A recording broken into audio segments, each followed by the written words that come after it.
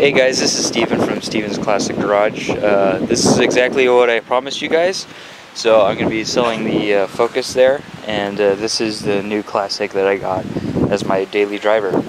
It's a 1979 Volkswagen Rabbit diesel, and I'm going to talk a little bit about it. So I bought this Sunday, so today is Wednesday, so a few days ago I went with, I guess you'd call him my mentor in classic cars up the street here, Tony. He's the one that got me into classic cars. So him and I went up to San Rafael, where we bought this from a young gentleman that is a BMW mechanic. He's had it for 6 years and put, I don't know, 30,000 miles or something on it. So we're going to go around it and talk a little bit about it. And maybe we'll get into some of the future plans with it, but right now I'm just going to kind of talk about the car. This is probably going to be a part one of many, obviously, just like the Mustang. And the Mustang is still here, so don't worry about that. So let's go ahead and talk about what it has, and then we'll see if we could get in the 11.25 minutes talk about what we're going to be doing to it. So as you can see, it's pretty bad weather today. But it's going to be raining all week, and that rain is significant with this car, I'll mention, but this is kind of the best weather that I've had to do a video on it now, so I wanted to do it. And in about 20 minutes after this video, I'm going to go turn in the Focus for Ford's buying it back because of Liverpool. So we'll be running this guy daily. This will be my only running car. Alright, so obviously it's a green 1979 diesel. It has a 1.6 liter diesel. It's swapped. Normally the 79 has a 1.5 diesel. They are rated at 48 horsepower for the 1.5, and then I think it's like 52 to 54 horsepower at 5,000 RPM with a 1.6. So a little bit more power and torque. I think it was like 80 or something, 80 foot-pounds, and I think that's for the 1.5. For the 1.6 it's a little better, but I can show you because right there is, the guy gave me all his original documentation, and I'm going to try to make it so that you can't see his address and all that jazz, but so I'll show you guys that brochure in the inside of the car momentarily. So basically, it's a 1.6 swap. It's got a 5-speed, which is optional equipment. Normally they come with 4-speed stock, and then you can get the 5-speed optional. So that's what it has, and it has right now on the odometer 77,000 miles, but it does not have space for 100,000 miles, so it could have rolled over. The previous owner says it didn't, and he said also the owner before that, he was the second owner, the young gentleman I bought it from. He's a second owner, and the first owner said that, told him that it also didn't roll over. So supposedly got 77,000 original miles. As you can see, it's very, very low, and the reason why that is it's sitting on coilovers and BBS rims. So it's very, very tight. You can't even get your hand in here. I can barely get my fingertips up to the knuckle in there. So it's very, very tight there, and very, very tight here. These are adjustable coilovers. You have the wrench, and you could adjust it up or down, and that's the way it is all the way around. And then it has Euro bumpers in the front, and this Rabbit was mainly inspired by my neighbor's Rabbit, which is right there. And as you can see, it's got the big size bumpers. Those are the standard bumpers, and it has the dividers. So these are the Euro bumpers. The Euro bumpers are very tight, and they're more curved to kind of fit to the body. So I have those in the front, and I really, really like those. I got those in the front. As you can see in the front, they were a little bit gapped. Back here, they're right up against the panel here.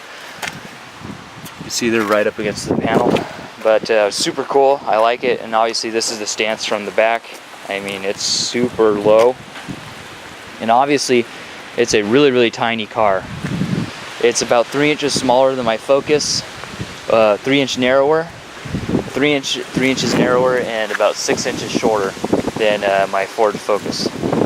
So it's a little bit smaller. It has a similar size trunk space, so it has a hatch on it, and I'll show you guys inside momentarily. And obviously it's painted green, so the previous owner painted it green. It was originally a brown color.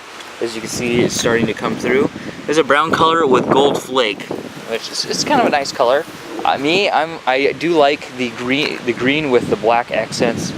So he has the Caddy fender flares on it. So those are original to Volkswagen fender flares. Those aren't like aftermarket. And then he painted this section black here. You see a little bit of rust coming through. So he taped that off and painted it black. I really like that. And he also painted this section black.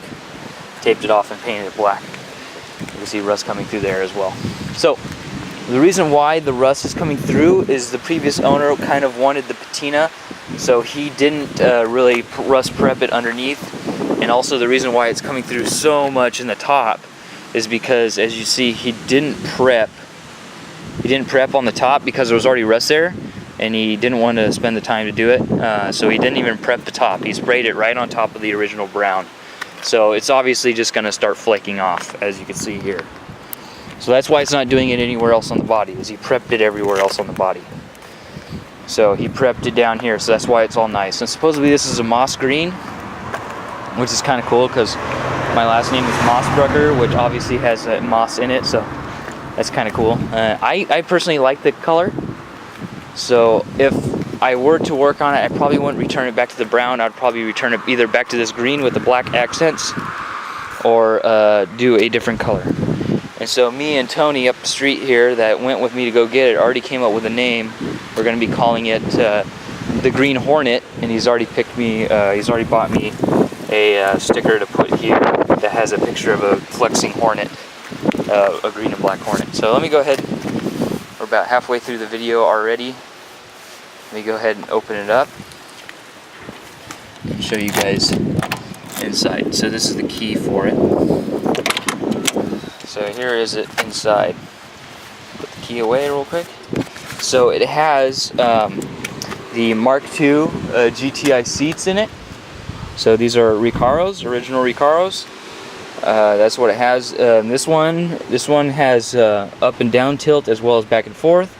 My side has an electric motor on it, but the motor's not plugged in, so it doesn't actually work, so it doesn't slide. And also the catch is stuck on the slide, the handle down there. So I'm gonna have to fix that, and then maybe convert it, take the electric motor out and convert it to manual. As you see there's the stick. Again, 5-speed. And up on the dash it has a GTI Mark I GTI steering wheel. Original steering wheel's right there. And so also he included a lot of original equipment with the car. He's got the shocks inside the back, the original shocks and struts. He also has the original wheels. He gave me the original steel wheels, so I have those as well if I want to swap the BBSs back with the steel wheels, but it does not have the hubcaps that came with it. And also if I want to swap the stock struts back on there. But chances are I probably won't. I definitely probably won't do that, because I really like how it is right now. So definitely a few things wrong with the car. Number one is it has a leak through the windshield. You'll see that here. These are actually soaked. These are actually soaked from sitting there. You can see that here. See how it's kind of frosty right there?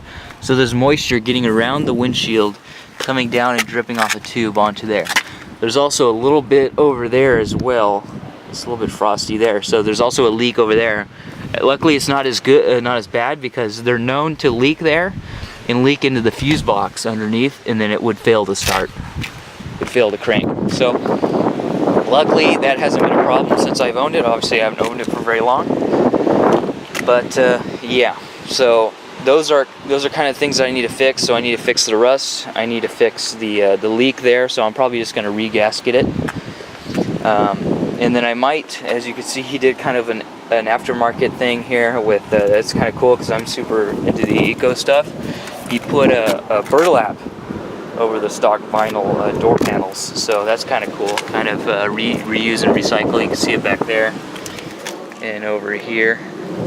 And also he rebuilt this package tray. As you can see, the burlap is starting to disintegrate. So I'll probably I'll probably redo that. And you can see the bag right there. In the bag, that grocery bag, he put some burlap so I could redo it. So here is inside. You just lift this guy up, and so here's all the original stuff that he gave me with it.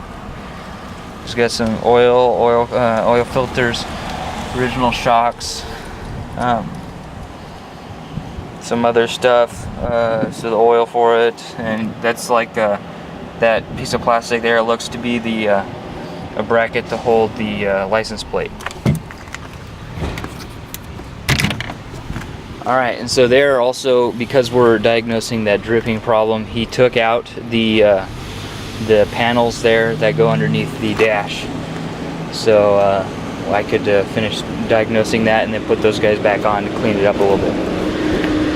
So this car gets 45 to 50 miles a gallon at any given time, and we'll have to save the driving for the next video.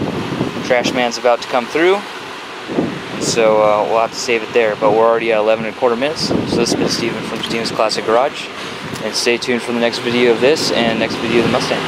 Talk to you later. Take it easy. Peace.